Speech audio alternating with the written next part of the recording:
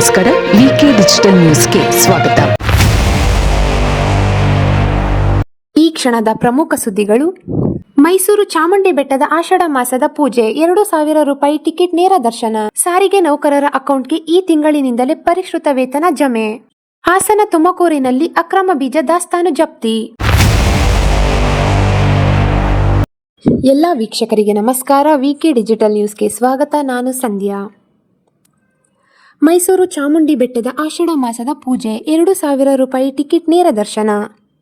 ಮೈಸೂರು ಚಾಮುಂಡೇಶ್ವರಿ ಬೆಟ್ಟದಲ್ಲಿ ಜುಲೈ 17ರಂದು ಆಷಾಢ ಮಾಸ ವಿಶೇಷ ಪೂಜೆ ಆರಂಭವಾಗಲಿದೆ. ಭಕ್ತ ಸಾಗರವೇ ಹರಿದು ಬರುವ ಹಿನ್ನೆಲೆ 3 ದಿನಗಳ ಕಾಲ ಬೆಟ್ಟಕ್ಕೆ ಖಾಸಗಿ ವಾಹನಗಳ ಪ್ರವೇಶ ನಿಷೇಧಿಸಲಾಗಿದೆ.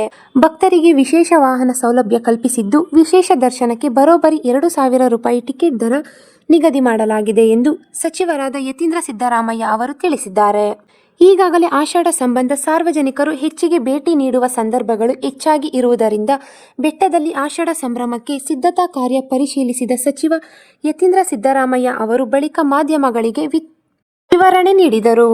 ಆಷಾಢ ಮಾಸದ ಶುಕ್ರವಾರ, ಶನಿವಾರ ಮತ್ತು ಭಾನುವಾರ 3 ದಿನವೂ ಚಾಮುಂಡಿ ಬೆಟ್ಟಕ್ಕೆ ಖಾಸಗಿ ವಾಹನಗಳ ಪ್ರವೇಶಕ್ಕೆ ನಿಷೇಧ ಮಾಡಲಾಗಿದೆ. ಚಾಮುಂಡೇಶ್ವರಿ ಅಮ್ಮನವರ ವರ್ಧಂತಿ ದಿನವೂ ಖಾಸಗಿ ವಾಹನಗಳ ಪ್ರವೇಶ ಇಲ್ಲ ಎಂದು ಮಾಹಿತಿ ನೀಡಿದ್ದಾರೆ. ಇನ್ನು ಭಕ್ತರ ವಿಶೇಷ ದರ್ಶನಕ್ಕೆ ಇದ್ದ 300 ರೂಪಾಯಿ ಟಿಕೆಟ್ ಅನ್ನು ಈ ಬಾರಿ ರದ್ದು ಮಾಡಲಾಗಿದೆ. 2,000 ರೂಪಾಯಿ ಟಿಕೆಟ್ ಖರೀದಿ ಮಾಡಿದರೆ ಸರತಿ ಇಲ್ಲದೆ ನೇರವಾಗಿ ದೇವರ ದರ್ಶನ ಪಡೆಯಬಹುದು. ಇನ್ನು ಈ ಟಿಕೆಟ್ ಜೊತೆಗೆ ಚಾಮುಂಡೇಶ್ವರಿ ಫೋಟೋ, ಲಾಡು ಪ್ರಸಾದ ಒಳಗೊಂಡ ವಿಶೇಷ ಕಿಟ್ ಕೊಡಲಾಗುವುದು ಎಂದು ತಿಳಿಸಿದರು. ಇನ್ನು ವಿಐಪಿ ದರ್ಶನಕ್ಕೆ ಬೇರೆ ಸಮಯ ನಿಗದಿ ಮಾಡಿದ್ದು, ಮುಂಜಾನೆ 5:30ರಿಂದ 9:30ರವರೆಗೆ ಮಾತ್ರ ವಿಐಪಿ ಹಾಗೂ ವಿವಿಐಪಿಗೆ ದರ್ಶನಕ್ಕೆ ವ್ಯವಸ್ಥೆ ಇರಲಿದೆ. ಹೊರತುಪಡಿಸಿ ಶಿಷ್ಟಾಚಾರದ ನಿಯಮಕ್ಕೆ ಒಳಪಟ್ಟವರು ಇದ್ದರೆ ಮಾತ್ರ ದರ್ಶನಕ್ಕೆ ವ್ಯವಸ್ಥೆ ಮಾಡಲಾಗುವುದು. ಶಿಫಾರಸು ಪತ್ರಗಳನ್ನು ತಂದವರಿಗೆ ಪ್ರತ್ಯೇಕ ದರ್ಶನದ ವ್ಯವಸ್ಥೆ ಇಲ್ಲ ಎಂದು ಸಚಿವರು ತಿಳಿಸಿದ್ದಾರೆ. ಇನ್ನು ವಿಐಪಿ ಮತ್ತು ವಿವಿಐಪಿಗಳ ವಾಹನಗಳು ಮಹಿಷಾಸುರನ ಪ್ರತಿಮೆ ವೃತ್ತದ ಬಳಿ ಪಾರ್ಕಿಂಗ್ ಮಾಡಬೇಕು. ಮೆಟ್ಟಿಲು ಹತ್ತಿಕೊಂಡು ಬರುವ ಭಕ್ತಾದಿಗಳಿಗೆ ಹಾಲು ಮತ್ತು ನೀರು ಸಿಗುವಂತಹ ವ್ಯವಸ್ಥೆ ಮಾಡುತ್ತೇವೆ ಎಂದು ಸಚಿವ ಯತೀಂದ್ರ ಸಿದ್ದರಾಮಯ್ಯ ಅವರು ತಿಳಿಸಿದ್ದಾರೆ. ಆಗಸ್ಟ್ 7ರವರೆಗೂ ವಿಶೇಷ ಪೂಜೆ ವ್ಯವಸ್ಥೆಗೆ ಅವಕಾಶ. ಎಂದಿನಂತೆ ಈ ಬಾರಿಯೂ ಚಾಮುಂಡಿ ಬೆಟ್ಟಕ್ಕೆ ಆಷಾಢ ಮಾಸದಲ್ಲಿ ಲಕ್ಷಾಂತರ ಭಕ್ತಾದಿಗಳು ಭೇಟಿ ನೀಡುವುದುಂಟು. ಜುಲೈ 17ರಿಂದ ಆಗಸ್ಟ್ 7ರವರೆಗೆ ಆಷಾಢ ಮಾಸದ ವಿಶೇಷ ಪೂಜೆ ನಡೆಯಲಿದೆ. ಸಾಮಾನ್ಯ ಜನರಿಗೆ ತೊಂದರೆ ಆಗಬಾರದು. ಲಲಿತಾ ಮಹಲ್ ಪ್ಯಾಲೇಸ್ ಮೈದಾನದಿಂದ ವಾಹನ ವ್ಯವಸ್ಥೆ ಇದೆ. ಖಾಸಗಿ ವಾಹನಗಳ ಪ್ರವೇಶ ನಿರ್ಬಂಧಿಸಲಾಗಿದೆ ಎಂದು ಅವರು ತಿಳಿಸಿದ್ದಾರೆ.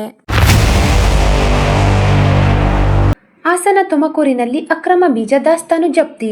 ರಾಜ್ಯದ ಹಾಸನ ಮತ್ತು ತುಮಕೂರು ಜಿಲ್ಲೆಗಳಲ್ಲಿ ಕೃಷಿ ಇಲಾಖೆಯ ಅಧಿಕಾರಿಗಳು ನಡೆಸಿದ ಪರಿಶೀಲನೆ ವೇಳೆ ಅನಧಿಕೃತವಾಗಿ ದಾಸ್ತಾನು ಮಾಡಲಾಗಿದ್ದ ಬೀಜ ಹಾಗೂ ಸೂಕ್ಷ್ಮ ಪೋಷಕಾಂಶಗಳನ್ನು ವಶಪಡಿಸಿಕೊಳ್ಳಲಾಗಿದೆ.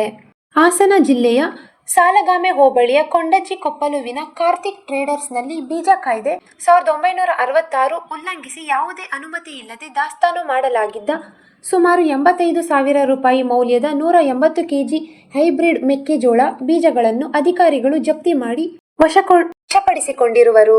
ತುಮಕೂರು ಜಿಲ್ಲೆಯ ಮಧುಗಿರಿ ತಾಲೂಕಿನ ಮಿಡಗೇಶಿ ಹೋಬಳಿಯ ಹಸಿರು ಹೈಟೆಕ್ ಸೀಡ್ಸ್ ಕೇಂದ್ರದಲ್ಲಿ ಅನಧಿಕೃತವಾಗಿ ಸಂಗ್ರಹಿಸಲಾಗಿದ್ದ ಸುಮಾರು 86,000 ರೂಪಾಯಿ ಮೌಲ್ಯದ 22 ಲೀಟರ್ ಸೂಕ್ಷ್ಮ ಪೋಷಕಾಂಶ ಮಿಶ್ರಣವನ್ನು ವಶಪಡಿಸಿಕೊಳ್ಳಲಾಗಿದೆ ಎಂದು ವರದಿಗಳು ತಿಳಿಸಿವೆ.